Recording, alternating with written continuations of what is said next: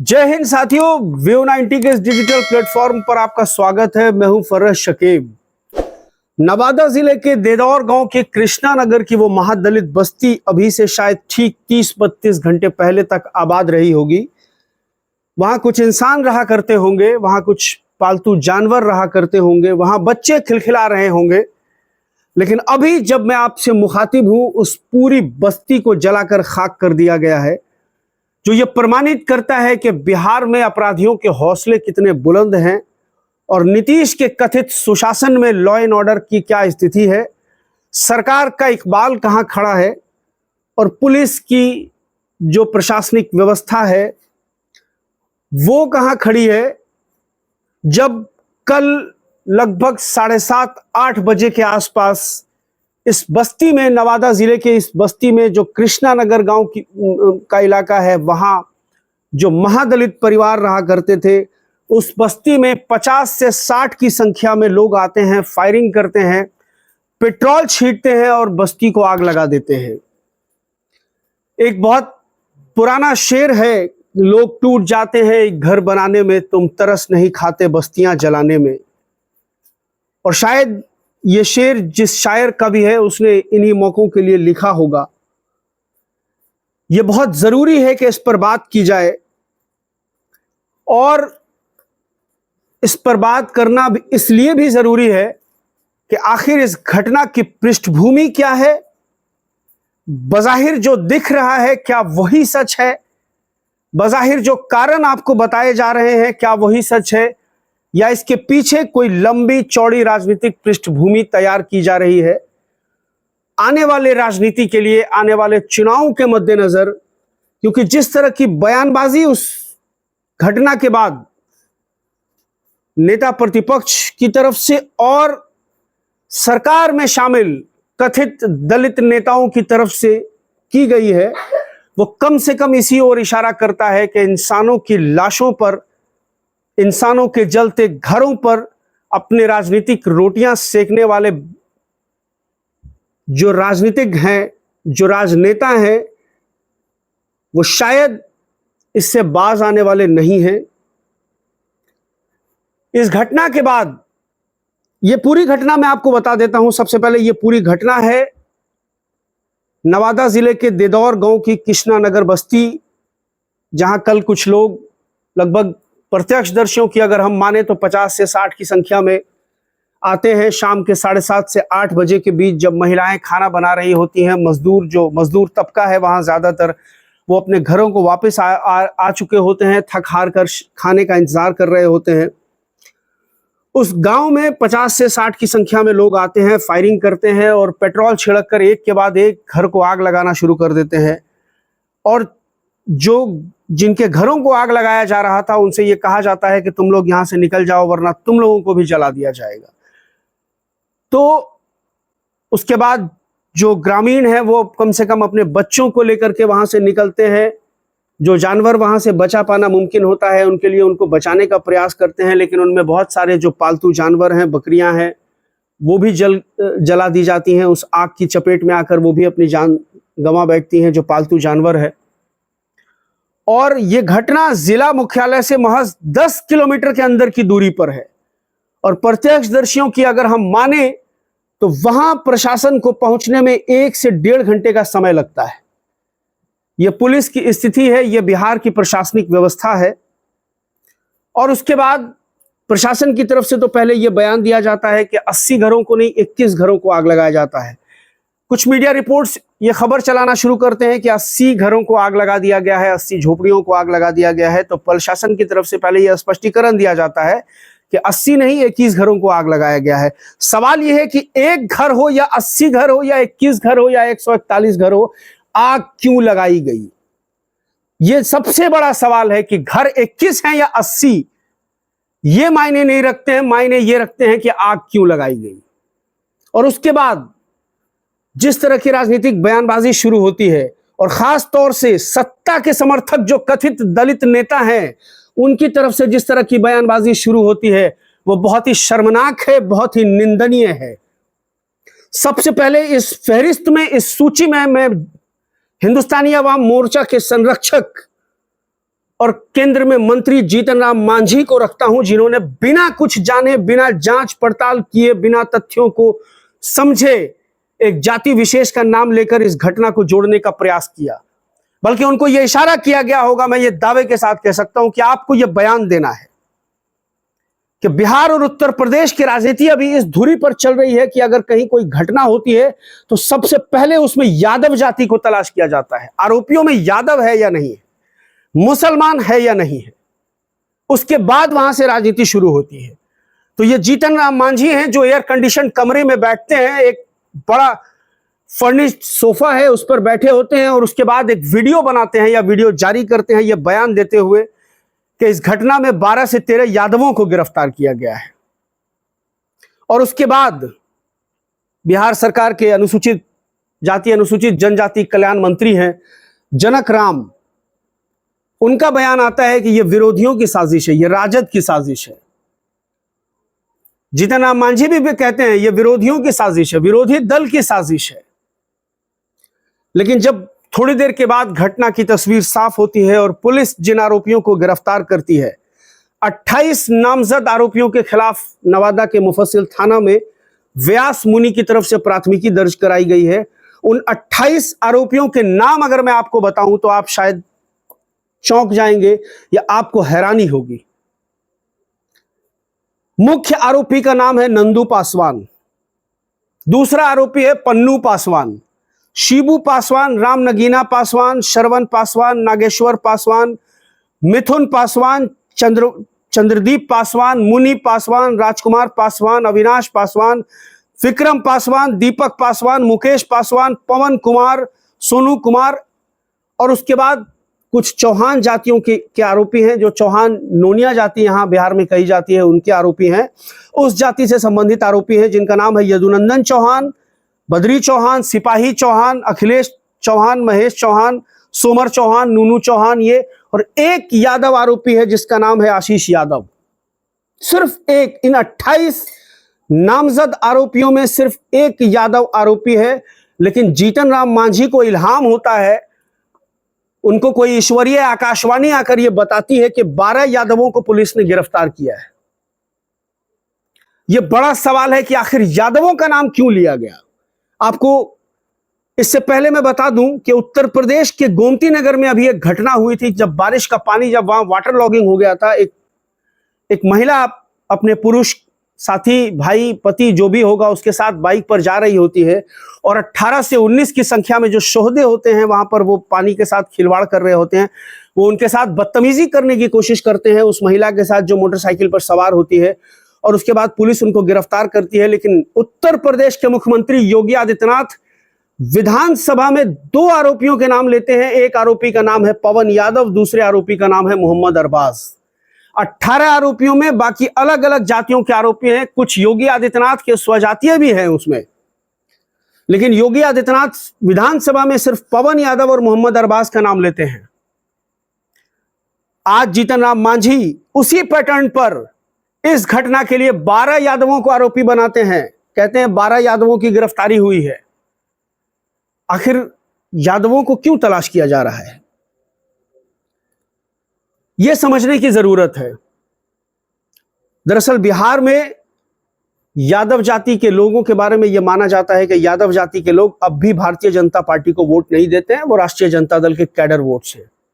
उत्तर प्रदेश में यादव समाज अखिलेश यादव के साथ खड़ा है और बिहार में अगर कोई भारतीय जनता पार्टी का मुख्य प्रतिद्वंदी है तो वो तेजस्वी यादव है, राष्ट्रीय जनता दल है। और उत्तर प्रदेश में भारतीय जनता पार्टी का कोई मुख्य प्रतिद्वंदी है तो वो अखिलेश यादव की समाजवादी पार्टी, जिसके कैडर वोट्स यादव हैं। इसलिए एक समुदाय विशेष को प्रोफाइल करने की कोशिश की जाती है।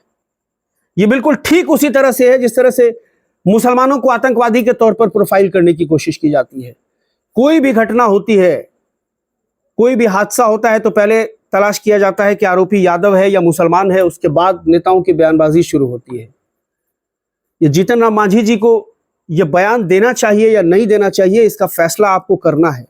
जीतन राम मांझी कोई छुटभैये नेता नहीं है, केंद्र सरकार में मंत्री हैं, सांसद हैं, वो गया के एक लोकसभा के निर्वाचित जनप्रतिनिधि हैं, संवैधानिक पद पर बैठे हुए हैं उनको पहले तथ्य जुटाने चाहिए। हर बात में राजनीति अच्छी नहीं होती है।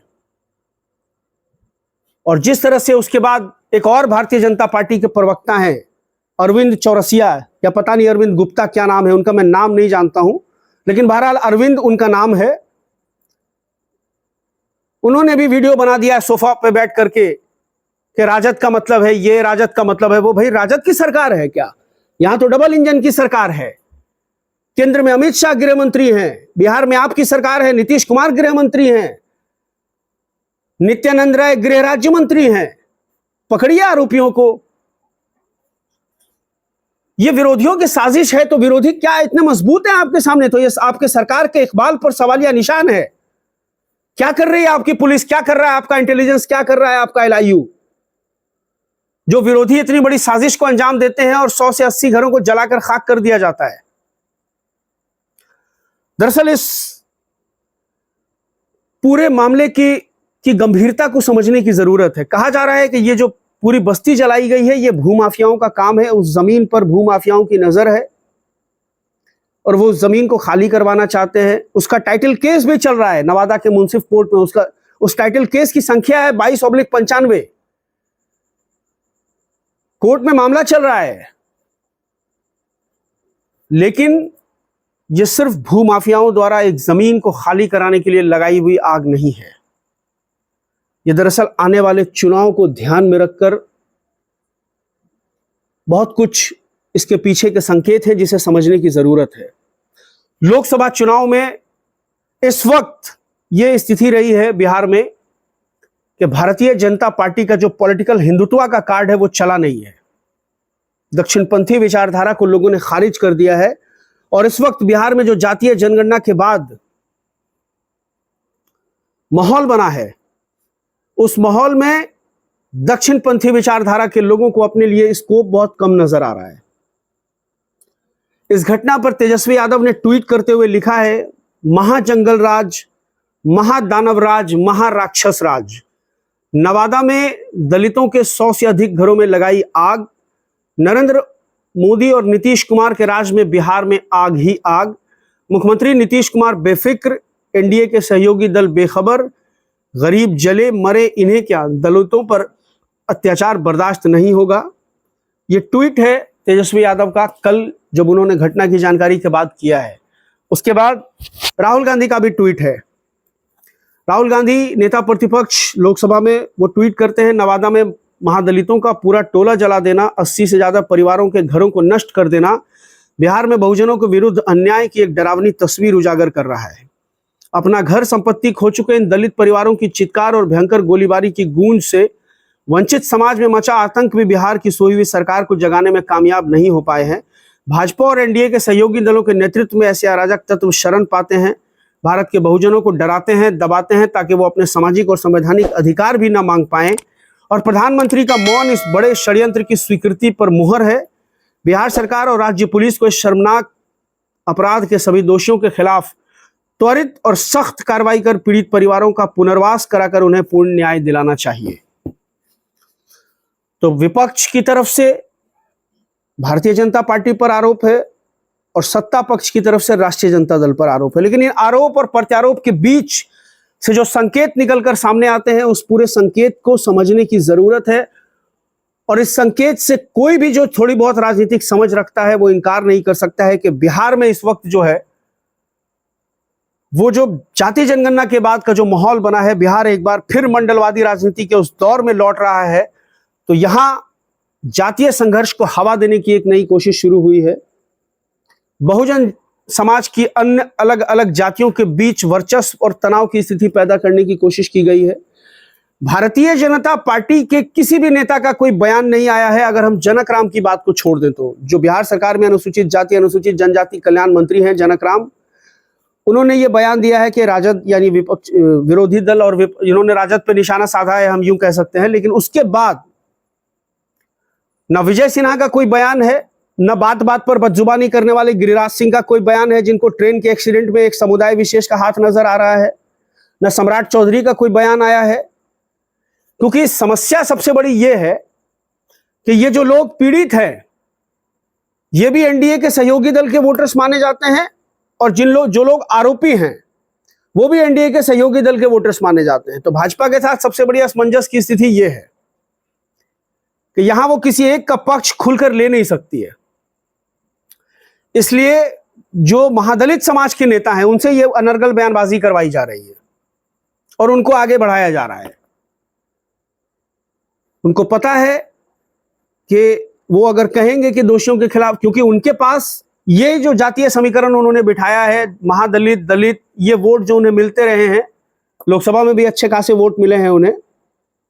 एक समुदाय के नेता मांझी जी माने जाते हैं, दूसरे समुदाय के नेता कथित हनुमान चिराग पासवान जी हैं।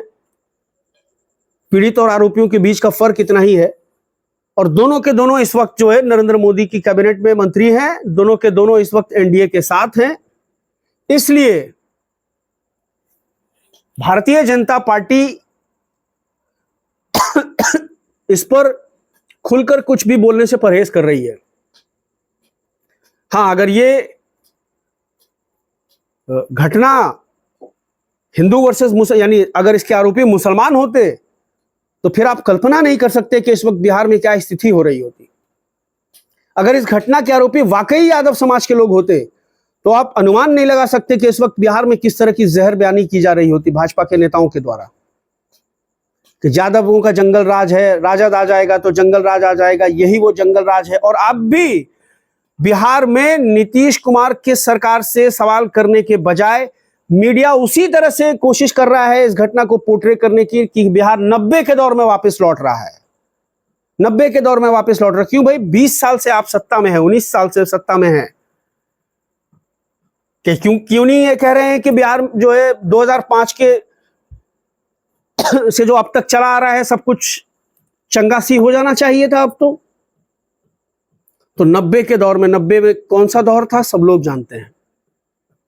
और एक चैनल पर तो मुझे हंसी आती है, अंबानी का चैनल है, नाम लेना मैं उचित नहीं समझता हूं। अभी मैं देख रहा था यूट्यूब पर, उसकी वीडियो की एक थंबनेल थी, नवादा आगजनी कांड के आरोपियों के घर चलेगा बुलडोजर, नीतीश गुस्से में। मतलब ये मीडिया के जो है, ये जो कॉरपोरेट मीडिया है, अभी 17 सितंबर को सुप्रीम कोर्ट ने स्पष्ट आदेश दिया है बुलडोजर को लेकर के कि ना इस पर राजनीति होगी, ना कोई इसको ग्लोरीफाई करेगा और ना कहीं बुलडोजर एक्शन होगा। लेकिन उसके बावजूद ये गोदी मीडिया जो है चरण चाटने में इतना आगे है कि इसको सुप्रीम कोर्ट की टिप्पणियों की भी कोई परवाह नहीं है। ये अपने मालिकों को खुश करने के लिए कुछ भी लिख रहा है, कुछ भी बोल सकता है।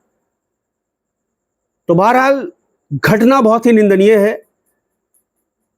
प्रशासन पर एक गंभीर सवालिया निशान खड़े होते हैं। नीतीश सरकार के इस कथित सुशासन पर सवालिया निशान है कि पूरी की पूरी बस्ती को जला देना, और खास तौर से जिस तरह पिछले दिनों बिहार में अपराध में वृद्धि हुई है, रात दिन हत्या पर हत्याएं हो रही हैं, बैंक लूट, डकैती, ये तमाम चीजें। लेकिन अभी ये जंगल राज नहीं है मीडिया के लिए। मीडिया के लिए जंगल राज तब आएगा जब तेजस्वी यादव सरकार में होंगे। मीडिया के लिए जंगल राज तब होगा जब 1990 से 2005 के बीच की बात की जाएगी। अभी सरकार में चूंकि भारतीय जनता पार्टी के लोग हैं, इसलिए यहां सब कुछ चंगा है, सब मंगल राज चल रहा है। बिल्कुल यहां पर कोई जंगल राज नहीं है।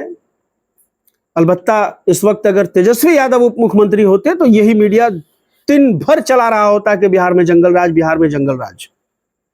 अखबारों में जो कल आप न्यूज देखेंगे उसकी हेडिंग भी यही होती, बिहार में लौटा जंगल राज। जंगल राज को एक पॉलिटिकल पार्टी विशेष से जो है एसोसिएट करके उसको उसी तरह पोर्ट्रे करने की कोशिश की जाती है। एक जाति को प्रोफाइल करने की कोशिश की जाती है कि ये लोग अगर सत्ता में लौटेंगे तो फिर यही स्थिति होगी।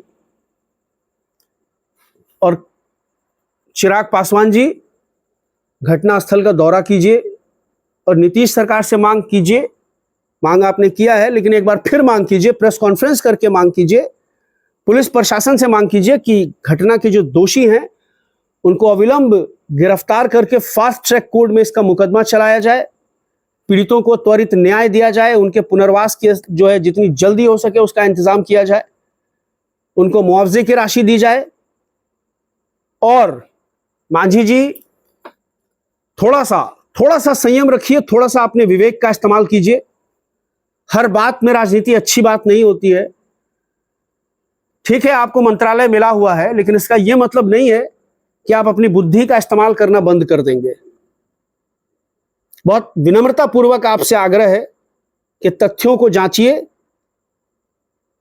वास्तविक घटना की जानकारी लीजिए, उसके बाद अपना मुंह खोलिए, बयान दीजिए। बयान देना आपका काम है, आप बिल्कुल बयान दे सकते हैं, लेकिन बयान तथ्यों पर आधारित होना चाहिए। बहुत बहुत शुक्रिया, शुभ रात्रि। इस अपील के साथ कि मेरे इस वीडियो को आप सब्सक्राइब करें और दूर तक इसको पहुंचाने की कोशिश करें। कमेंट सेक्शन में मुझे अपने सुझाव से अवगत कराइए। धन्यवाद।